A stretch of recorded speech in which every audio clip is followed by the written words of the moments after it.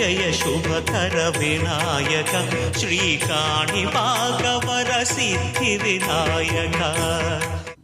నమస్కారం ప్రేక్షకులందరికీ శుభోదయం. ఈనాటి శుభయోగం శీర్షికన పద్మపురాణాన్ని ప్రమాణంగా తీసుకుంటే దేవాలయంలో తప్పనిసరిగా పాటించాల్సిన ముఖ్యమైన విధి విధానాలేంటో పరిశీలిద్దాం.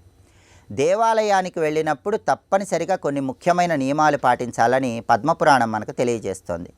దేవాలయ ప్రాంగణంలోకి ప్రవేశించేటప్పుడు వాహనాల మీద ప్రయాణించటం కానీ, అలాగే దేవాలయ ప్రాంగణాల్లో పాదరక్షలతో ప్రవేశించడం కానీ చేయరాదని పద్మపురాణం మనకు తెలియజేస్తోంది.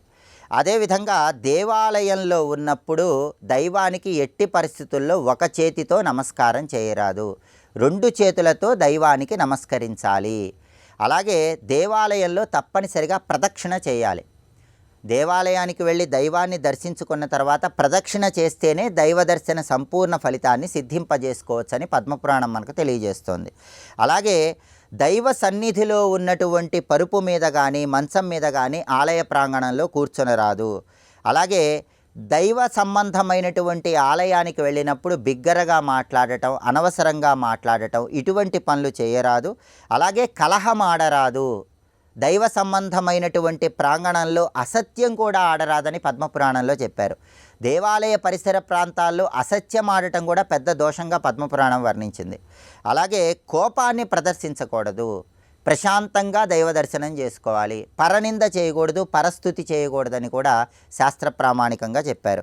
అలాగే దేవాలయ ప్రాంగణంలో ఏ ఆహారాన్ని స్వీకరిస్తున్నా ఈశ్వరార్పణం కృష్ణార్పణం అని మనస్సులో అయినా సరే ఆ దైవానికి నివేదన చేసుకొని ఆ తర్వాత ఆహారాన్ని స్వీకరించాలి. అలాగే దేవాలయ ప్రాంగణంలోకి ప్రవేశించినప్పుడు ఎప్పుడైనా సరే దైవం సంపూర్ణమైన అనుగ్రహం కలగాలంటే దేవాలయ ప్రాంగణంలో దైవానికి ఎదురుగా పాదాలు చాపి కూర్చోరాదు. ఈ నియమాలన్నీ పాటిస్తూ ప్రత్యేకమైన భక్తి భావంతో దేవాలయంలో దైవ దర్శనం చేసుకోవటం ద్వారా సంపూర్ణంగా దైవం అనుగ్రహానికి సులభంగా పాత్రలు కావచ్చు. నమస్కారం.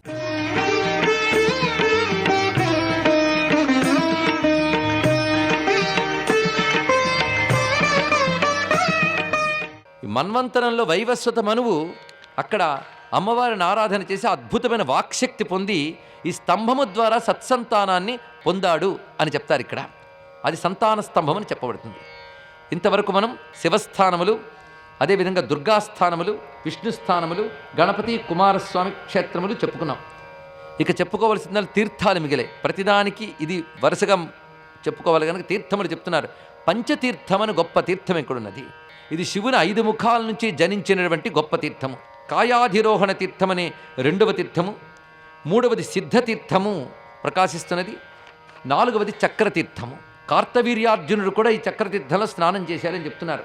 నిజానికి ఈ క్షేత్రం ఈ మన్వంతరాంది కాదండి, ఏనాటి మన్వంతరమో. ఇంకా చెప్పాలంటే పూర్వకల్పాల్లో కూడా ఈ క్షేత్రం ఉన్నది. ఆనాటి నుంచి ఈ క్షేత్రం ఉన్నది కనుక క్షేత్ర చరిత్ర అత్యంత ప్రాచీనము. అలాంటి భవ్యమైనటువంటి చోట ఇప్పటి వరకు మనం చెప్పుకున్న ప్రకారంగా ఉన్న వాళ్ళందరినీ ఒక్క చోట వివరిస్తున్నాడు మహానుభావుడు మార్కండేయుడు.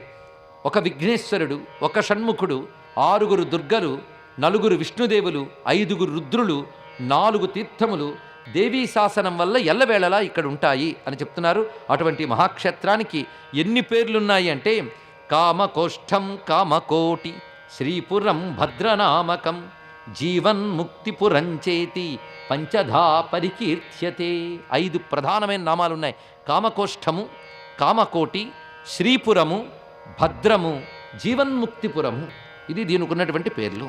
అలాంటి భవ్యమైనటువంటి ఈ క్షేత్రంలో ఉన్నటువంటి మహాబిల స్వరూపాన్ని వర్ణిస్తున్నారు.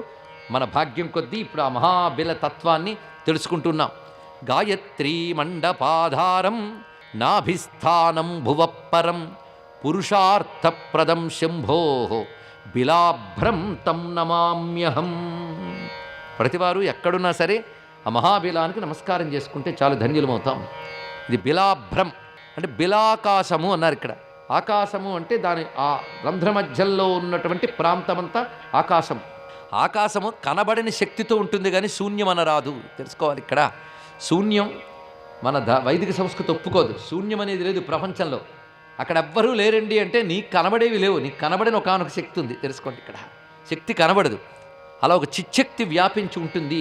అలాంటి ఒక అద్భుతమైన ఆకాశము వ్యాపించిన బిలము ప్రకాశిస్తున్నది. అది గాయత్రి మండపానికి ఆధారము. ఇక్కడ మనస్సులో దీన్ని ధ్యానించినా చాలు. ఈ బిలము ఎంత ప్రాంతంలో ఉంటుందో లెక్క కట్టి కూడా చెప్పారు. ఇప్పటికీ ఆ మహిమ కనబడుతుందండి. కాంచీక్షేత్రంలో అమ్మవారి ఆలయానికి ప్రదక్షిణ చేస్తే మహాబిల ప్రదక్షిణ చేసినట్లే. అదే మహాబిలం. అమ్మవారి ఆలయం ఉన్న ప్రాంతమంతా కూడా మహాబిలం అని చెప్పబడుతుంది. దాని క్రింది భాగమంతా మహాబిలం. ఇది సరిగ్గా మనం వెళ్ళి చూస్తే సిద్ధతీర్థమునకు తీర్థం ఉంటుంది. అమ్మవారి ఈ ప్రధాన ఆలయం అంతరాలయం తర్వాత ఉండే ప్రాకారంలో సిద్ధతీర్థం కనబడుతుంది. ఈ సిద్ధతీర్థానికి ఈశాన్యం వైపు ఈ మహాబిలము కనబడుతుంది. ఇది జగత్తుకే కామకళాకారం అని చెప్పబడుతుంది. కామకళా బీజం అని చెప్పబడుతుంది. శ్రీ విద్యలో అద్భుతమైన రహస్య శక్తి ఒకటి ఉన్నది. కామకళ అంటే మనం అనుకునే కామము కోరిక అని అర్థం కాదు. కామకళ అంటే సృష్టి స్థితిలయులు చేయాలనే పరమేశ్వరుడి సంకల్ప శక్తి. ఇక్కడ కామశబ్దానికి అర్థం ఈశ్వర సంకల్ప శక్తి, ఈశ్వరుని ఇచ్ఛాశక్తి. ఎంత ప్రపంచం తయారైందంటే ప్రపంచం చెయ్యాలని ఈశ్వరుడు అనుకోవాలి. అలాగే పరమాత్మ ప్రపంచం చేయాలని అనుకున్నాడు. అనుకున్న సంకల్పశక్తి, ఆ ఇచ్ఛాశక్తి ఏదైతే ఉన్నదో అదే కామ. పరమేశ్వరుని ఇచ్ఛాశక్తి స్వరూపాన్ని కామేశ్వరి అంటారు. ఆ ఇచ్ఛాశక్తి కలిగిన పరమేశ్వరుని కామేశ్వరుడు అంటారు. ఇక్కడ పరమేశ్వరుని ఇచ్ఛాశక్తిని కానీ మనం ఉపాసన చేస్తే మన ఇచ్ఛకి శక్తి వస్తుంది. కొంచెం జాగ్రత్తగా ఆలోచించండి. అంటే మన సంకల్పమే కూర్చుంది కానీ ఈశ్వర సంకల్పం కాలేదు. మన సంకల్పానికి ఈశ్వర సంకల్పం తగిలితేనే మన సంకల్పం నెరవేరుతుంది. ఆ ఈశ్వర సంకల్ప శక్తి పేరే కామేశ్వరి. ఆవిడే లలితాదేవి, ఆవిడే త్రిపుర సుందరి. కనుక ఎవరు త్రిపుర సుందరుని ఉపాసిస్తారో వారి సంకల్ప శక్తి ఈశ్వర సంకల్ప శక్తితో అనుసంధానింపబడి అది తప్పకుండా నెరవేరుతుంది. కనుక లలితా ఉపాసన అంటే ఈశ్వర సంకల్ప శక్తిని ఆరాధించడము. కనుక లలితాంబ కామేశ్వరి అంటే ఈశ్వర సంకల్ప శక్తి. ఈ అర్థం గుర్తుపెట్టుకోండి. కనుక కామ అనగా అర్థం ఏంటి?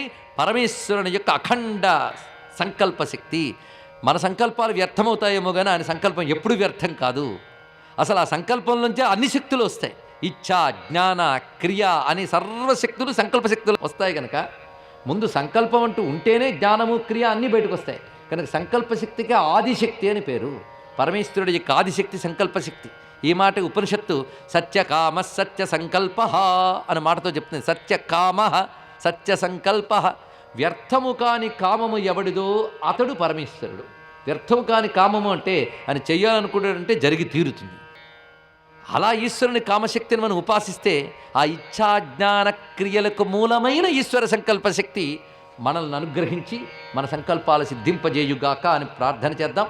అటువంటి సంకల్పశక్తి అయినటువంటి తల్లి, ఆమె యొక్క కళ పేరు కామకళ. ఇది తెలుసుకోవాల్సిందే. ఆ పరమేశ్వర సంకల్పశక్తి స్వరూపమే కామకళ. ఈ కామకళ రూపమే మనం లలితా శాస్త్రంలో కామకళ అనే మాటలో చెప్పుకుంటున్నాం. కామరూపిణి ఇత్యాది విషయంలో చెప్పబడినవన్నీ అర్థం చేసుకోండి ఇక్కడ. అటువంటి ఆ కామకళారూపమైనటువంటి మహాబిలము ఈ దివ్యక్షేత్రంలో ప్రకాశిస్తున్నది. అందుకే ఈ మహాబిలం గురించి వర్ణిస్తూ జగత్కామ కళాకారం అనే వర్ణన అంత అద్భుతంగా చేశారు. ఇక్కడ జగత్కామ కళాకారం నాభిస్థానం భువప్పరం అని వివరిస్తూ ఆదిపద్మస్య కామాక్ష మహాపీఠం ఉపాస్మహే, ఇది నమస్కరించమని చెప్తున్నారు ఇక్కడ. అటువంటి ఈ స్థానము భూమికి కుండలిని స్థానంగా చెప్పబడుతూ ఉంటుంది. ఇక్కడ ఈ సూక్ష్మ బిలానికి మరొక పేరు తపస్థానము. సూక్ష్మ బిలము అంటే అర్థం ఏంటంటే మామూలు కంటికి కనబడనిది గనక దీన్ని సూక్ష్మము అన్నారు. దీనికే పరమవ్యోమం అని పేరు. ఇక్కడున్న ఆకాశం పేరు పరమవ్యోమం. ఇది వేదంలో పరమే వ్యోమన్ అని చెప్పబడుతున్నటువంటి స్థానం. అది ఈ దివ్యమైనది సర్వలోకాలకి జన్మస్థానముగా చెప్పబడుతూ ఉంటుంది అని వివరిస్తూ ఈ దివ్యమైన ఈ కామకోటి క్షేత్రంలో ఈ బిలం ఆకాశ శరీరం బ్రహ్మ అని ఉపనిషత్తు చెప్పినట్లుగా ఇక్కడున్న ఆకాశమంతా బ్రహ్మాకాశము, మహాకాశము. ఇక్కడ నాద బిందు శక్తి దాగి ఉన్నది అన్నారు. ఇక్కడ నాద బిందు అంటే పరమేశ్వరుడు ప్రపంచం చేయాలనుకున్నప్పుడు బిందుస్వరూపంగా నాదస్వరూపంగా వ్యక్తమయ్యాడు. ఆ బిందునాద స్వరూపమే ప్రపంచమంతా అయింది. ఈ బిందునాదం వల్లే మన శివశక్తులు అంటాం. ఈ బిందునాద స్వరూపమైన ఆకాశము ఈ బిలములందు భాసిస్తున్నది. అలాంటి మోక్షధామమైనటువంటి ఈ బిలము ఆకాశ శరీరం బ్రహ్మ సనాదం బిందు సన్నితం బిలరూపేణ వైకాంచ్యాం ప్రత్యక్షం మోక్షదం పరం. అటువంటి మహాబిలము గనుక ఈ అమ్మవారి ఆలయానికి ప్రవేశించిన వారు ఆ మహాబిలము రూపంలో ఉన్న జగదంబ యొక్క అనుగ్రహానికి పాత్రులవుతున్నారు. నిజానికి ఆలయమంతా తయారు కాకముందు ఈ మహాబిలం మాత్రమే ఉండేది. ఈ మహాబిలంలో పరమేశ్వరుని సంకల్పశక్తి అయిన మహాకామేశ్వరులు ఉండేవారు అంతే. వాళ్ళని కేవలం ఋషులు దేవతలు మాత్రమే అమ్మ అనుగ్రహానికి నోచుకుంటే దర్శనం పొందేవారు అంతే. ఇతరులకి ఏ క్షేత్రము లేదు, బిలం మాత్రమే ఉండేది. అలాంటి బిలం పైన ఈ గాయత్రీ మండపం అనే ఆలయం ఎలా వచ్చింది, ఇప్పుడు అమ్మవారి విగ్రహం ఎలా వచ్చినది, ఆ కథని చెప్తున్నాడు మార్కండేయుడు. శ్రద్ధగా విందాం. ఒకప్పుడు బంధకుడు అనొక రాక్షసుడు ఉండేవాడు. వీడు ఘోరమైన తపస్సు చేసి బ్రహ్మ దగ్గర నుంచి అనేక రకాల వరాలు పొంది సర్వదేవతల్ని కూడా పీడించడం మొదలుపెట్టాడు. అన్ని పురాణాల్లోని రాక్షసుల పనులు ఇవే. వాళ్ళు కొన్ని తపస్సులు చేస్తారు, బలం పొందుతారు, లోకానికి పీడ కలిగిస్తారు. ఎంత బలమున్నా ఎన్ని శక్తులున్నా వాటిని లోకక్షేమం కోసం వాడేవారిని దేవతలు అంటారు. తమకున్న శక్తులు తపశ్శక్తులు కూడా లోకానికి కీడు కలిగించడానికి వాడేవాళ్ళని రాక్షసులు అంటారు. ఇంత తెలుసుకుంటే చాలు. ఇక్కడ అప్పుడప్పుడు లోకానికి పీడించే శక్తులు పెరుగుతూ ఉంటాయి, వాళ్ళని దెబ్బతీస్తూ ఉంటారు లోకక్షేమం కోసం దేవతలు. మళ్ళీ కొంతకాలానికి మళ్ళీ వస్తుంటారు. ఏంటండి, తప్పదేవి. అప్పుడప్పుడు వస్తూ ఉంటారు, వాళ్ళని అణచుతూ ఉండాలి, లోకక్షేమం కలిగిస్తూ ఉండాలి. అలా మనకు అనేక రకాల రాక్షస గాథలు చెప్పబడుతుంటాయి. వీడు బంధకుడు అనేటువంటి ఒక రాక్షసుడు. వీడు తన తపశ్శక్తితో దేవతలందరినీ గడగళ్లాడించాడు. త్రిమూర్తులతో సహితంగా సర్వదేవతలు ఏం చేశారంటే ప్రస్తుతానికి మనల్ని మనం కాపాడుకోవడం చాలా క్షేమం అనుకున్నారు. దానితో వాళ్ళు చేసింది ఏంటంటే మహాబిలంలోకి ప్రవేశించారు వీళ్ళందరూ. ఆ ప్రవేశించినప్పుడు మహాబిలం ఎలా ఉందో వర్ణిస్తున్నారు చూడండి. స్వస్తి.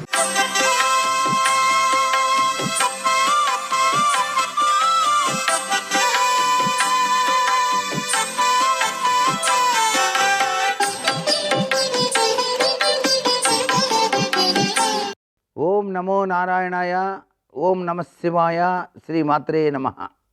రవిగ్రహ ఆరాధన శుభప్రదమైనటువంటి ఫలితాలని కూడాను మనకు ప్రసాదిస్తుందని శాస్త్రం. రవి గనక మానవ జీవితంలోని గ్రహచార రీత్యా సరిగా లేనప్పుడు కంటికి హృదయానికి సంబంధించిన రుగ్మతలు వస్తాయి. అలా రాకుండా ఉండటానికి రవికి సంబంధించినటువంటి మంత్రరాజాన్ని అనుష్ఠానం చేస్తూ సూర్య భగవాన్ని ఆరాధన చేయటం వలన కంటికి హృదయానికి సంబంధించినటువంటి రుగ్మతల నుంచి బయటపడటానికి ఆస్కారం అత్యధికంగా ఉంటుందన్నమాట.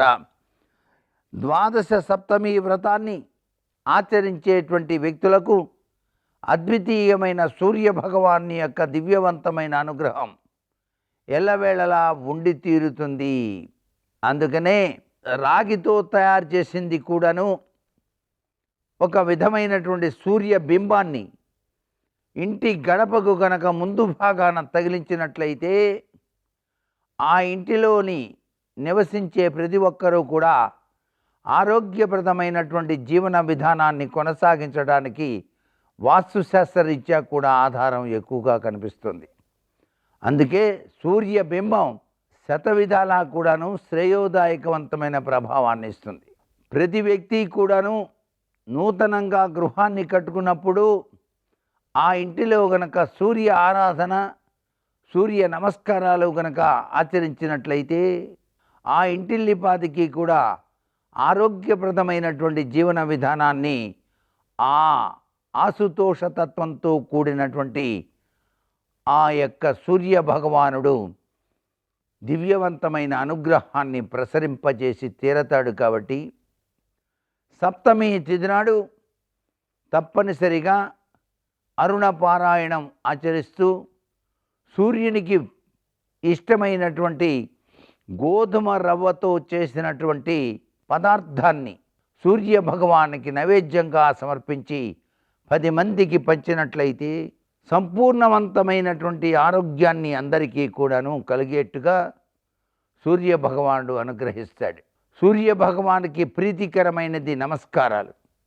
అందుకే సూర్య నమస్కారాలు అనేటువంటివి మీ ఇంటిలోని పిల్లలకు కూడాను ప్రతినిత్యం కూడాను నేర్పించి అద్వితీయమైనటువంటి సంస్కారవంతమైన ప్రభావానికి వాళ్ళు చక్కటి జీవితాన్ని కొనసాగించేటట్టుగా కూడా మీరు ప్రయత్నం చేయవచ్చు.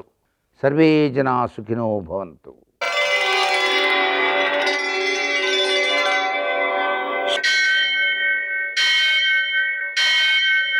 సహస్రశీర్షం దేవం విశ్వాక్షం విశ్వశంభువం విశ్వం నారాయణం దేవమక్షరం పరమం పదం విశ్వతః పరమాం నిత్యం విశ్వం నారాయణగుం హరిం విశ్వమేవేదం పురుషస్తద్విశ్వముపజీవతి పతిం విశ్వస్యాత్మేశ్వరగుం శాశ్వతగుం శివమచ్యుతం నారాయణం మహాజ్ఞేయం విశ్వాత్మానం పరాయణం సూర్యశౌర్యమథేందురింద్రపదవీ సన్మంగళం మంగళం. మర్కటేశ మహోత్సాహ సర్వశోక వినాశన శత్రువును సంహర మాం వృక్షశ్రియం దాపయ మే ప్రభు. నేటి కాలమాన విశేషాలను గమనిద్దాం. స్వస్తి శ్రీ చాంద్రమాన పరాభవనామ సంవత్సరం దక్షిణాయనం గ్రీష్మ ఋతువు ఆషాఢమాసం శుక్లపక్షం మంగళవారం. సూర్యోదయం 5:56 సూర్యాస్తమయం 6:49. తిథి అష్టమి తెల్లవారుజామున 5:16 వరకు. నక్షత్రం చిత్త రాత్రి 8:52 వరకు. వర్జన్ రాత్రి 2:59 నుంచి 4:44 వరకు. దుర్ముహూర్తం ఉదయం 8:31 నుంచి 9:22 వరకు. మరల రాత్రి 11:16 నుంచి 12 గంటల వరకు. అమృతకాలం మధ్యాహ్నం 2:01 నుంచి 3:44 వరకు. రాహుకాలం మంగళవారం కాబట్టి మధ్యాహ్నం 3 నుంచి 4:30 వరకు. అష్టక వర్గ రీత్యా శుభప్రదమైన సమయం మధ్యాహ్నం 2:30. నేటి విశేషం మంగళవారం, మహిషాసురమర్దిని పూజ, శివ పవిత్రారోపణం. మంగళవారం కాబట్టి అప్పు తీర్చడానికి మంచిది. మన అప్పులన్నీ తీరిపోవడానికి. నాకేం అప్పులు లేవండి అనుకుంటుంటారు కొంతమంది. కాదండి, మాతృరుణం తీర్చుకోలేనిది, పితృరుణం, భ్రాతృరుణం, సోదరీ రుణం, ఇలా 10 రకాల రుణాలు ఉన్నాయి. ఆ 10 రకాల రుణాలు తీరాలి. ఋషి రుణం ఇది చాలా ముఖ్యమైనది. ఎందుకు అంటే ఋషులు ఎంతో శ్రమకు ఓర్చి ఎన్నో గ్రంథాలు రచించారు, ధార్మిక గ్రంథాలు మన కోసమే, వాళ్ళు అమ్ముకుందు కోసం కాదు. ఆ గ్రంథాలు మనం చదవకపోతే ఋషి రుణం. అలాగే దేవరుణం, దేవతలు మనకి అన్నిటినీ అందిస్తున్నారు, వాళ్ళకి తగిన తర్పణాలు మొదలైనటువంటి ఇవ్వకపోతే ఆ రుణాలు. అలాగే పితృరుణం, అలాగే మనుష్య రుణం ఇది చాలా గొప్పది. ఎందుకంటే మనం ఎంతోమంది నుంచి ఉపకారాలు అవి పొందుతుంటాం. వాటిని తీర్చుకోకపోతే ఆ రుణాల కోసం మళ్ళీ జన్మించడం, ఆ రుణం ఒక్కటి తీర్చుకుని మరణించడం. అంటే చిన్నపిల్లలు చనిపోతుంటారు చూసారు, ఇలాంటి వాటి వల్లే. అలాంటివన్నీ కూడా నివారించబడాలి అంటే మనం ఏం చేయాలి? మంగళవారం రోజు శ్రీ గణేశ రుణించింది మోక్షం మీదేహి తక్షణం అనే మంత్రాన్ని జపం చేసుకోవాలి. అలాగే గణేశుని యొక్క రుణమోచక గణేశ స్తోత్రం, అలాగే రుణమోచక అంగారక స్తోత్రం, రుణమోచక నృసింహ స్తోత్రం చదువుకోవాలి. ఆ విధంగా చేసుకోవడం ద్వారా ఆ రుణాలన్నీ తీరుతాయన్నమాట. అలాగే మహిషాసురమర్దిని పూజ చేయడం ద్వారా విజయాలు సిద్ధిస్తాయి. శివ పవిత్రారోపణం ఆలయంలో చేస్తూ ఉంటారు. ఆ శివాలయంలో ఈ శివ పవిత్రారోపణాన్ని మనం దర్శించుకుని నమస్కరించుకుని భక్తితో శ్రద్ధతో దాన్ని చూడడం ద్వారానే మనకేం లభిస్తుంది అంటే సంవత్సర కాలంలోనూ పూజా లోపాలు ఏవైతే జరుగుతాయో ఆ లోపాలన్నిటినీ కూడా పూరించేటువంటి శక్తి ఏర్పడుతుంది. అంటే అర్థం ఏమిటి? మనం సంవత్సరం అంతా పూజను పవిత్రంగా సక్రమంగా చేసుకున్న ఫలితం దక్కుతుందన్నమాట. నేటి ఆణిముత్యాలు.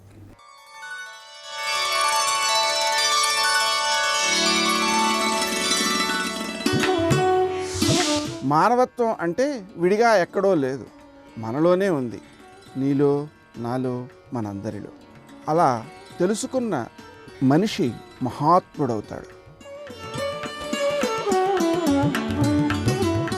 రామదూత హనుమాన్, శ్రీరామదూత హనుమాన్, శ్రీరామదూత హనుమాన్, శ్రీరామదూత హనుమాన్. ఖచ్చితంగా వీళ్ళు నన్ను పట్టుకెళ్ళి రావణాసురుడి ముందు నించోపెడతారు. అప్పుడు నా ప్రయత్నం పూర్తయిపోతుంది, రావణ దర్శనం చేసేస్తాను. ఎందుకు రావణ దర్శనం అంటే ఏదో రావణాసురుణ్ణి చూడడం కోసం కాదు, 4 మంచి మాటలు చెప్పాలి. ఎందుకు అసలు రావణాసురుడికి మంచి మాటలు చెప్పవలసిన అవసరం ఏమిటి స్వామి హనుమకి అంటే దానిలో అనేకమైనటువంటి కారణాలు ఉన్నాయి. ఒకటి, ఆయన రుద్రాంశ సంభూతుడు, వాయుపుత్రుడు. వాయువు ఎవరో కాదు, వాయువు పరమశివుని యొక్క స్వరూపం. అందుకే శంకరాచార్యులు వారు దక్షిణామూర్తి స్తోత్రం చేస్తూ భౌరంభంశనలోనిలోంబర మహార్నాథో హిమాంసు పుమాన్ ఇత్యాభాతి చరాచరాత్మక విధం యస్యైవ మూర్త్యష్టకం నాణ్యక్కించన విద్యతే విమృశతాం యస్మాత్ పరస్మాత్ విభో తస్మై శ్రీగురుమూర్తయే నమయిదం శ్రీదక్షిణామూర్తయే అంటారు. 8 రూపాలుగా పరమశివుడు తిరుగుతూ ఉంటాడు. ఇక 9 లేదు, ఆ 8 ఉంటాయి. పృథివిగా కాంచీపురంలో ఏకాంబరేశ్వరుడు. ఈ పృథివీ అంతా లింగస్వరూపం. అందుకే కాంచీపురంలో పృథివీలింగం, జంబుకేశ్వరంలో జలలింగం, అరుణాచలంలో అగ్నిలింగం, శ్రీకాళహస్తిలో వాయులింగం. అలాగే ఆ పృథివీ ఆపస్తేజో వాయు రూపంలో శ్రీకాళహస్తి లింగం, ఆకాశలింగం చిదంబరం, కోణార్క సూర్యలింగం, సీతాకుండం చంద్రలింగం, కాట్మండు యజమానలింగం. అంటే నేను అనిపించేటటువంటి అహంస్ఫురణ వాయులింగంగా శ్రీకాళహస్తిలో ఉన్నాడు. వాయువు శివస్వరూపం. అందుకే ఇప్పటికీ హనుమ అష్టోత్తర శతనామావళిలో ఆయనని రుద్రస్వరూపుడుగా చెప్తారు. ఆయన ఎక్కడ ఉంటే అక్కడ మంగళం కలుగుతుంది. మీరు సుందరకాండలో గమనించవలసినటువంటి ఒక ప్రధానమైనటువంటి వైభవం ఉంటుంది. హనుమ ఎక్కడైనా కనపడ్డారనుకోండి, హనుమ స్తోత్రం చేయడం కానీ హనుమ కనపడడం కానీ జరిగింది అంటే చచ్చిపోయేవాడు బతుకుతాడు, అదే గుర్తు. అందుకే సుందరకాండకు అంత శక్తి. కావాలంటే మీరు నేను చెప్పిన కళ్ళజోడు పెట్టుకుని చూడండి రామాయణాన్ని. ఆయన మొట్టమొదట ఎక్కడ కనపడతారంటే వాల్మీకి మహర్షి యొక్క రామాయణ రచనలో పంపా తీరంలో రామలక్ష్మణులు ఇద్దరూ బయలుదేరి వెడుతున్నప్పుడు ఋష్యమూక పర్వతం మీద కూర్చున్న సుగ్రీవుడు వాలి నన్ను చంపడానికి ఎవరినో ప్రచ్ఛన్న వేషాల్లో పంపాడని భయపడుతుంటే ఆయన సన్యాసి వేషంలో వెళ్ళి రామలక్ష్మణులతో మాట్లాడి వాళ్ళని భుజం మీద కూర్చోపెట్టుకుని సుగ్రీవుడి దగ్గరికి తీసుకొచ్చి ఇద్దరికీ అగ్నిసాక్షిగా స్నేహం చేయించారు. తత్కారణం చేత సుగ్రీవుడికి భార్య రుమ దక్కింది, రాజ్యం దక్కింది. హనుమ కనపడ్డారు, సుగ్రీవుడికి క్షేమం జరిగింది. మళ్ళీ హనుమ సీతమ్మకి కనపడ్డారు. చనిపోదామని శిశుపావృక్షం యొక్క పూచిన కొమ్మని కిందకి వంచి తన జడని తన యొక్క మెడకి చుట్టుకుని ఉరిపోసుకోవడానికి సిద్ధపడుతున్న సీతమ్మ మళ్ళీ బ్రతకడానికి అవకాశం ఏర్పడింది. చచ్చిపోదామనుకున్న సీతమ్మ హనుమద్దర్శనంతో బ్రతికింది. మళ్ళీ ఏమైందో 1 రోజులు గడువు దాటిపోయింది. వెనక్కి వెడితే సుగ్రీవుడు చంపేస్తాడనుకున్నటువంటి వానరులు తిరిగి సీతమ్మ దర్శనం చేసి వచ్చినటువంటి హనుమ యొక్క దర్శనం చేత ఇన్ని కోట్ల మంది మళ్ళీ బతికారు. చిట్ట చివర యుద్ధకాండలో బ్రహ్మాస్త్ర ప్రభావానికి కొన్ని కోట్ల మంది వానరులు రామలక్ష్మణులు కూడా పడిపోయారు. మృత సంజీవని తీసుకొచ్చి బ్రతికించిన వారు స్వామి హనుమ. చిట్ట చివర 14 సంవత్సరాలు పూర్తయిపోయిన తర్వాత నా అన్నగారు రామచంద్రమూర్తి కనపడకపోతే నేను సరయూ నదీ ప్రవేశం చేసి శరీరం విడిచిపెడతానని ప్రతిజ్ఞ చేసినటువంటి భరతుడికి రాముడు పుష్పక విమానంలో వచ్చేస్తున్నాడు, పుష్యమీ నక్షత్రంలో దర్శనమిస్తానని చెప్పి క్షేమవార్త చెప్పి మళ్ళీ భరతుడు బ్రతకడానికి కారణమైన వారు స్వామి హనుమ. హనుమ ఎక్కడ కనపడితే అక్కడ చచ్చిపోయే వాళ్ళు బ్రతుకుతారు.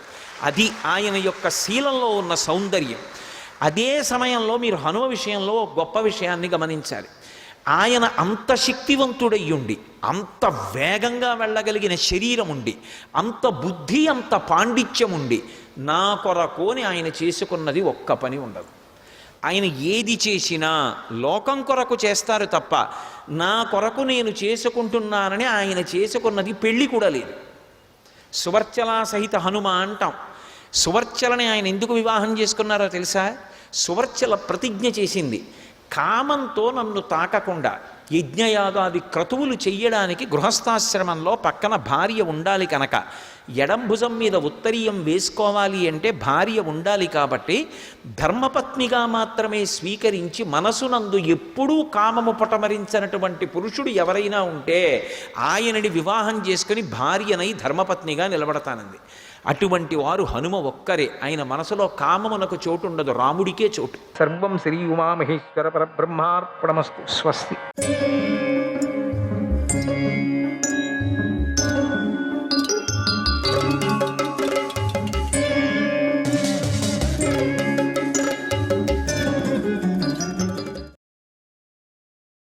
ఓ శత్రుసూదన, మనకు కీడు చేసే శత్రువులను యుద్ధం చేసి అయినా సంహరించాలి. యుద్ధాన్ని చేయకపోయినా సరే ఎప్పుడూ వీడేమనుకుంటాడు, ఎప్పుడు వాళ్ళు కీడు చేస్తారు అనే ఒక భయపడుతున్నాడు. అందుకని వాళ్ళని అట్లా కట్టేశాడు. అందుకని యుద్ధాన్ని చెయ్యకపోయినా సరే ఏదో ఒక ఉపాయంతోనైనా సంహరించాలి. శత్రుశేషం అనేదే ఉండకూడదు. శత్రువులు అనుకోనేశాడు, చిన్నప్పటి నుంచి అదే వచ్చింది వాడికి. సమూలంగా వధించాలి. అదంతా తిరగబడుతుంది అనేది తెలియదు వీడికి పాపం. అవన్నీ ఉపాయాలంతా వీడి మీదే పడతాయి. ఇప్పుడు మేము పాండవుల ధనంతోనే రాజులను పూజిస్తాం, సత్కరిస్తాం, పాండవులతో యుద్ధం చేస్తాం. అప్పుడు మనకు ధనం నష్టం కాదు, మన సామాగ్రి నష్టం కాదు. మనలను కాటు వేయటానికి వచ్చిన క్రూర సర్పాలను మెడ మీద ఎవరు వేసుకుంటారు? ఎవరు కూడా వేసుకోరు కదా. క్రూర సర్పాలు మెడ మీద వేసుకొని అలంకారంగా పడతారు, వెళ్ళరు. నక్లీస్ అనుకుంటారా? వాటిని ఎందుకు విడిచిపెట్టారు మీరు? వాళ్ళంతా వాటిని ఎందుకు విడిచిపెడతారు కదా? దాన్ని ఏం చేస్తారు? ఆ పాముల్ని వధిస్తారు. మనం కూడా క్రూర సర్పాల వంటి పాండవులను వధించుదాం. పాండవులు కోపించి శస్త్రాలను ధరిస్తారు, రథాలు ఎక్కి మనతో యుద్ధం చేస్తారు, మనల్ని చంపుతారు. అర్జునుడు మన హస్తినాపురం నుంచి వెళ్ళేటప్పుడు కవచాన్ని ధరించాడట, 2 అమ్ముల పొదలను కట్టుకున్నాడట. మాటిమాటికి గాంధీవాన్ని గట్టిగా పట్టుకొని నిట్టూర్పులు విడిచాడట. అటూ ఇటూ చూసుకుంటూ వెళ్ళాడట. భీముడు తన పెద్ద గదను చేతిలో పట్టుకొని వేగంగా కదిలాడట. రథాన్ని ఎక్కి గబగబగా వెళ్ళాడట. ఇలా మేము వారిద్దరిని గురించి విన్నాం. నకులుడు అర్ధచంద్రాకారంలో ఉన్న డాలును, కత్తిని తీసుకొని వెళ్ళాడట. సహదేవుడు, ధర్మరాజు కూడా వారు చేయాలి అనుకున్నటువంటి పని సూచిస్తూ వెళ్ళాడట.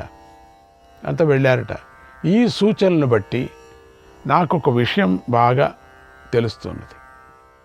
వారంతా శస్త్రాలు మొదలైన సామగ్రితో రథాలనెక్కి శత్రుపక్షం వారిని వధించాలని సైన్యాన్ని సమకూర్చుకోవటానికై వెళ్ళారని నేను గ్రహిస్తున్నాను. అది విషబీజం వేశాడు లోపల. ఎందుకంటే మన వారిని ఘోరంగా మనం ఏం చేశాం? మనం వారిని ఘోరంగా అవమానించాం, పరాభవించాం, కోలుకోలేని దెబ్బతీశాం. దాన్ని వారు ఎప్పుడూ మర్చిపోరు, మనల్ని క్షమించరు. ద్రౌపది పడిన కష్టాలను చూసి వారు సహించి ఊరుకోరు. ఓ పురుషోత్తమా, నీకు మేలు జరుగుతుంది, అందుచేత యుద్ధం రాకుండా, ఎలాంటి గొడవలు లేకుండా నేనొక మంచి ఉపాయాన్ని చెబుతున్నాను, విను, దాన్ని వెంటనే పాటించు. ఈ ఉపాయంతో వారు బాగుంటారు, మేము బాగుంటాం, నువ్వు బాగుంటావు. జనాలలో నీ పేరు చెడిపోదు, మంచి పేరే వస్తుంది అని పెడుతున్నాడు. వనవాసాన్ని పందెంగా పెట్టి మళ్ళీ జూదం ఆడదాం. జూదంతో వారిని మళ్ళీ మన వశంలోకి తెచ్చుకుందాం. దేవా 12 వర్షాణి వయం వా ద్యూత నిర్జితాః, వయం వా ద్యూత నిర్జితాః ప్రవిశేమ మకారణ్యం, ప్రవిశేమ మకారణ్యం అజనైః ప్రతివాసితాః, అజనైః ప్రతివాసితాః. ఈసారి జూదంలో గనుక ఓడిపోతే వారైనా సరే మేమైనా సరే 12 సంవత్సరాల పాటు నారచీరను ధరిస్తారు, మృగ చర్మాలను ధరిస్తారు, వనవాసం చేస్తారు. 13వ సంవత్సరం రాగానే జనుల మధ్యలోనే అజ్ఞాతంగా గడుపుతాం.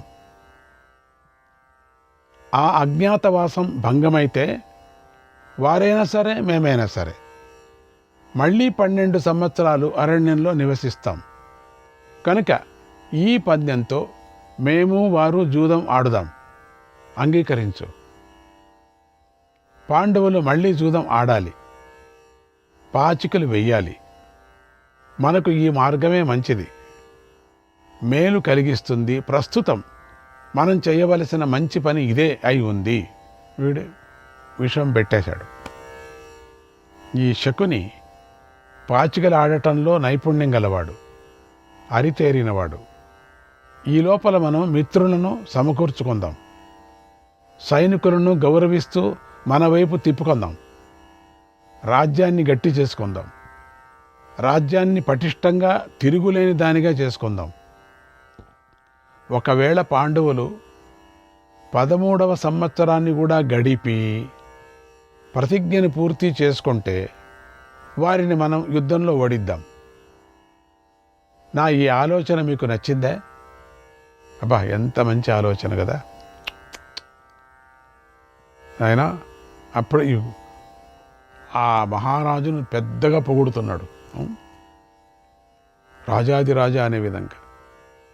నా ఈ ఆలోచన మీకు నచ్చిందే? ఉపాయం బాగుంది కదా.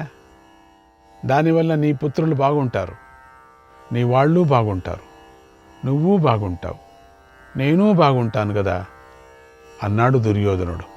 ఇంత కక్షి లోపల ఉంది వీడికి. ఈసారి ఇట్లా చేస్తాం, రాజ్యం కాకుండా ఈ విధంగా చేసుకుందాం. 12 సంవత్సరాలు 13 ఇట్లా చేసుకుందాం. తిప్పాడు మెల్లగా, ఆట ఇట్లా తిప్పాడు. ఆ మాటలు విని ధృతరాష్ట్రుడు మోహంలో పడిపోయాడు. నాయన, తండ్రి తండ్రి అనే లోపల తనవారే బాగుండాలనుకున్నాడు. ఇక్కడ తనవారు అనుకున్నాడు, తాను బాగుండాలనుకున్నాడు. దుర్యోధనుడు బాగుండాలనుకున్నాడు. వెంటనే ఇలా ఆదేశించాడు, పాండవులు ఎంత దూరం వెళ్ళినా సరే వెంటనే వారిని వెనక్కి పిలిపించండి. వారు మళ్ళీ ఇక్కడికి రావాలి, వచ్చి జూదం ఆడాలి, కొత్త పందెంతో జూదం ఆడాలి అన్నాడు. చుట్టూ పుత్రమోహంతో చూడండి. పుత్రుడు ఇంత చెప్తూనే ఇవంతా భలే బాగున్నాయి అని తక్షణం వాపస్ పిలిపించండి అన్నాడు. చూడండి, పాపం వెళ్ళేవాళ్ళను వెళ్ళి కొంచెం ఇంద్రప్రస్థానికి వెళ్ళి కొంచెం రెస్ట్ తీసుకొని రాకూడదా? అది లేకోకుండా చేశాడు. సభలో ఆ ఆదేశాన్ని విని అక్కడ ఉన్న ద్రోణుడు, సోమదత్తుడు, బాక్లీకుడు, కృపాచార్యుడు, విదురుడు, అశ్వత్థామ, యుయుత్సుడు, భూరిశ్రవుడు, భీష్ముడు, వికర్ణుడు అందరూ కూడా ఇలా అన్నారు, ఓ మహారాజా, ఇప్పుడు జూదం వద్దు, మళ్ళీ జూదం ఆడమని చెప్పకండి, ఆజ్ఞాపించకండి. ఇప్పుడు అందరూ శాంతంగా ఉన్నారు, అలాగే అందరినీ ప్రశాంతంగా ఉండనివ్వండి అని అన్నారు. ఆ పెద్దలందరూ రాబోయే కాలాన్ని కూడా గమనించి ఏది మంచి చేస్తుందో అది, ఏది చెడు చేస్తుందో ఆలోచించగలిగేవారు. వాళ్ళందరూ కూడా, అక్కడ ఉండే వాళ్ళందరూ కూడా బుద్ధివంతులు. వాళ్ళంతా మేలు కోరుకునేటువంటి మిత్రులు. వారందరూ కూడా ధృతరాష్ట్రుడి ఆదేశాన్ని మెచ్చుకోలేదు, పెద్దగా అయిష్టాన్ని ప్రకటించారు కూడా. వద్దండి, మా మాట వినండి, ఇప్పుడు వద్దు, అయిపోయింది, ఇప్పుడు శాంతిగా అందరూ శాంతి అయిపోయారు. ఇంతవరకు అయ్యింది ఏంటంటే ఈ సభ ఇప్పుడు ద్రౌపది నుంచి శాపం వాళ్ళకంతే ఇప్పుడు అయింది అన్నమాట, ప్రారంభం. ఇది జరిగింది మొదటిది. అయినా ఇంతమంది చెప్తున్నప్పటికి కూడా అయినా ధృతరాష్ట్రుడు ఎవరి మాట వినలేదు. అయిపోయింది, మళ్ళీ మోహం పట్టుకుంది. మళ్ళీ రజోగుణం తమోగుణం పైన పడి ఆ తమోగుణం వేలు నుంచి, కాలు వేలు నుంచి పైన వెంటుకు పై వెంటు చివరి వరకు పట్టుకుంది. ఆ తమోగుణం పట్టుకుంటే అంతే, ఇంకెవ్వరు ఏమీ చేయలేరు. శని కూర్చున్నట్టు ఎవరు కూడా పట్టించుకోలేదు. ఏమి జరిగినా ఏది జరిగినా పట్టనట్టుగా ఉన్నాడు. తన మొండి పట్టు మీదే ఉన్నాడు. ఈ ధృతరాష్ట్రుడికి మొండి పట్టు వస్తే అంతే. ఇంకా చూడండి, వరం ఇచ్చినట్టు ఇచ్చి మళ్ళీ చేస్తున్నాడు ఈ పని. మళ్ళీ జూదం ఆడవలసిందే, ఆడే తీరవలసిందే. ఇప్పుడు ధృతరాష్ట్రుడు చెప్తున్నాడు, ఇప్పుడు అంటే తానే రాజుగా ఉండి చెప్తున్నాడు, దుర్యోధన వాళ్ళందరూ కర్ణుడు వాళ్ళకి కావాలంటే ఇప్పుడు ఈతనికే కావాలనిపించింది ఇప్పుడు. ఎందుకంటే ఇదంతా విని యుద్ధం చేస్తే మనం ఓడిపోతామనే విధంగా మాట్లాడుకొని వచ్చాడు. ఇంతవరకు అర్జునుడి సంగతి అంత గొప్ప సంగతి ఏదో తెలియాలి అనే దృష్టితో మాట్లాడలేదు. అర్జునుడిని పొగిడి మాట్లాడలేదు. ఒక్కవేళ వాళ్ళు ఏమైనా యుద్ధానికి వస్తే మనమంతా సర్వనాశనం అయిపోతాం నాయన అనే విధంగా పెట్టాడు లోపల. ఓ అవునవును కరెక్టు, యుద్ధంతో మాత్రం మనము చేత కాదు, గెలచలేము అని అందరికీ తెలుసు. వాళ్ళు యుద్ధం ఏమైనా ఆడారంటే వీళ్ళు బతకలేరు. అందుకని పొగిడింది అక్కడ. అర్జునుడిని పొగటం కారణం ఏంటంటే ఆయన అర్జునుడి యొక్క మహిమను, అర్జునుడి యొక్క శక్తిని పొగిడాడు. కానీ మంచి మాటతో నిజంగా మంచిగా పొగడలేదు అక్కడ. ఆయన అటువంటి వాళ్ళు యుద్ధానికి వస్తే మన చేత కాదు నీకు తెలుసు కదా అనే విధంగా, అంటే నీ పుత్రుల యొక్క పౌరుషం నీకు తెలుసు కదా అనే విధంగా సిగ్గు లేకుండా చెప్పాడు. అందుకని మోసంతో మనం వాళ్ళు పగబట్టిన పాముల్లాగా పెద్ద పెద్ద బుసుగొట్టులాగా ఉన్నాయి, ఏమైనా చేయగలరు వాళ్ళు. అదిగాక వెళ్ళేటప్పుడు వాళ్ళు అట్లా వెళ్ళారు, యుద్ధానికి రెడీగా వెళ్ళారు. ఇంకేదో అనుకొని మళ్ళీ వాపసు రావచ్చు వాళ్ళు అని తలలో పెట్టాడు. అట్లా కోపంగా వెళ్ళి మన మీద యుద్ధానికి రావచ్చు, మనం సర్వనాశనం అయ్యేది గ్యారంటీ అని భయపడిచ్చాడు. అందుకని ధృతరాష్ట్రుడు హఠం పెట్టాడు మళ్ళీ జూదం పెడదామని. ఎందుకంటే జూదంలో గెలుస్తామని శకుని ఉన్నాడు కదా, ఈ కుంటి శకుని, ఒంటికన్ను శకుని. మళ్ళీ జూదం ఆడవలసిందే, ఆడి తీరాల్సిందే అని గట్టిగా నిర్ణయించుకున్నాడు. కుమారులపై ప్రేమతో పాండవులను మళ్ళీ ఇక్కడికి పిలిపించండి అని ఆజ్ఞాపించాడు. శ్రీకృష్ణాయ పరమాత్మనే నమః. 75వ అధ్యాయం. పతివ్రత అయిన గాంధారీదేవి కురుకులం సర్వనాశనమైపోతుంది అని గ్రహించింది. అశుభాలను సూచించేటువంటి పరిస్థితి గమనించింది. ఆవిడికి అర్థమైపోయింది. ఎప్పుడు తిరిగి రమ్మన్నాడు ఈ మహానుభావుడు, ఈ గుడ్డోడు, సర్వనాశనం. ఇంకా పతిగుడ్డివాడు, గుడ్డిపతివాడు రమ్మన్న తర్వాత భయపడింది. పరిస్థితి అంతా బాగా గమనించింది.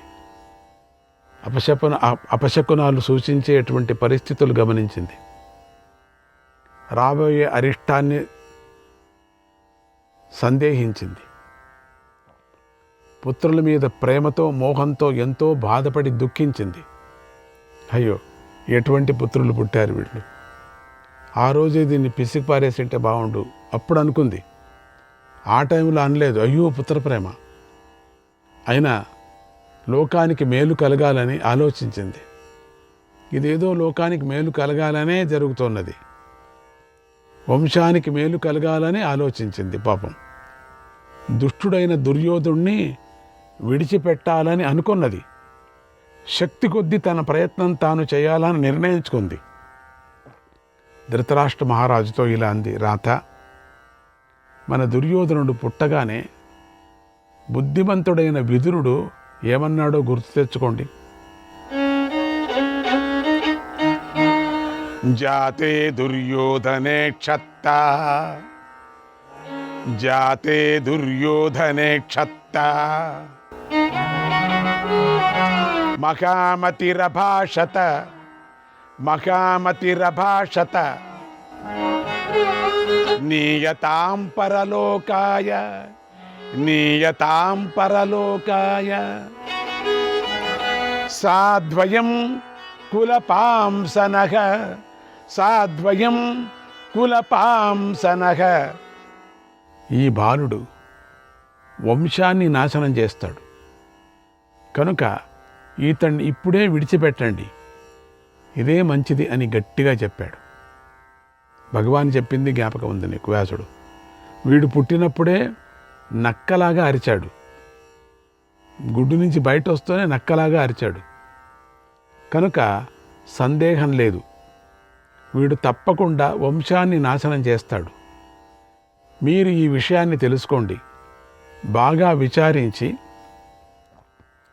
మొత్తము కౌరవులు మొత్తము మన తట్టు ఎంతమంది ఉన్నారు, ఎన్ని ఎన్ని ఎన్ని ఎన్ని కోట్ల కోట్ల కోట్ల కోట్ల మంది అనుసరిస్తున్నారో వాళ్ళందరినీ నాశనం చేసేయటానికే పుట్టాడు. నాకు తెలుసు. ఇప్పటికైనా తెలుసుకోండి, బాగా విచారించి గ్రహించండి. వీడు పుట్టగానే దోషంతో పుట్టాడు. వీడితో చేరిన ఈ దుర్మార్గుల మాటలను వినకండి. మీరు వంశాన్ని రక్షించండి, సముద్రంలో కలిపేయకండి. వీళ్ళంతా మూర్ఖులు. రాబోయే భయంకరమైనటువంటి యుద్ధం గురించి వీరికి తెలీదు. నేను చెప్తున్నాను, పెద్ద యుద్ధం జరుగుతుంది. కౌరవులు సర్వస్వము నాశనం అయిపోతారు మొత్తం. ఎన్ని కోట్ల ఉన్నారో, ఎన్ని కోట్ల చెడు పురుగులు ఉన్నాయో ఆ పురుగులంతా నాశనమయ్యే సందర్భం వచ్చేస్తుంది. నాకేం జరుగుతుందో మీకు తెలుసు. అందుచేత మీరు వంశనాశనానికి మాత్రం కారణం కావద్దు అని పతిదేవుణ్ణి వేడుకుంటుంది. చక్కగా కట్టిన వంతెనను ఎవరూ కూల్చరు కదా. ఆరిపోయిన నిప్పును ఎవరూ మళ్ళీ వెలిగించి పెద్దది చేయరు కదా. పాండవులతో మంచి బంధం కలిగి ఉన్నాం. ఇప్పుడు మనం ఇచ్చినటువంటి వరానికి అన్నీ మర్చిపోయి ఉంటారు వాళ్ళు. మంచి పని చేశారు మహారాజా. కానీ ఇదేంటిది? ఆ బంధాన్ని తెంపేసుకోవద్దు. దీంతో మళ్ళీ ఏమైనా మీరు ఆడితే ఇక తెంపంతే. ఇంకా చల్లారిన కోపాలను మళ్ళీ వృద్ధి చేయవద్దు. పాండవులు ఇప్పుడు ప్రశాంతంగా ఉన్నారు. మళ్ళీ వారిని ఎందుకు రెచ్చగొడుతున్నారు? ఎందుకు దుఃఖాన్ని కొని తెచ్చుకుంటున్నారు? మీకంతా తెలుసు, మీకంతా గుర్తుంది. అయినా నేను మీకు ఈ విషయాలను గుర్తు చేస్తున్నాను. శాస్త్రం నశాస్తి దుర్బుద్ధిం శ్రేయసే చేతరాయ చ, శ్రేయసే చేతరాయ చ. నవై వృద్ధో బాలమతి, నవై వృద్ధో బాలమతి భవేద్రాజన్ కథంచన, భవేద్రాజన్ కథంచన. ఓ మహారాజా, చెడు బుద్ధి గలవారికి శాస్త్రం మంచి గాని చెడు గాని నేర్పించదు. మందమతి అయిన బాలుడు వృద్ధుల్లాగా వివేకవంతుడు కాలేడు కదా. దుర్యోధనుడు మొదలైన పుత్రులందరినీ మీరే నడిపించాలి. లేకపోతే వారు హద్దులను అతిక్రమిస్తారు, అవమానం పాలవుతారు, విడిపోతారు, నశిస్తారు. నా మాట వినండి. వంశనాశకుడైన ఈ ఒక్క దుర్యోధనుడిని విడిచిపెట్టండి. ఇప్పటికైనా విడిచండి. మీరు పుత్ర వ్యామోహంలో పడిపోయారు. చేయవలసినటువంటి అసలు పని గురించి మీరు ఆలోచించటమే లేదు. ఆ కారణంగానే ఇప్పుడు మనకి ఇలా విపరీతమైన ఫలితం వచ్చింది. మన వంశమే నాశనం అయిపోతుంది. శ్రీకృష్ణాయ పరమాత్మనే నమః.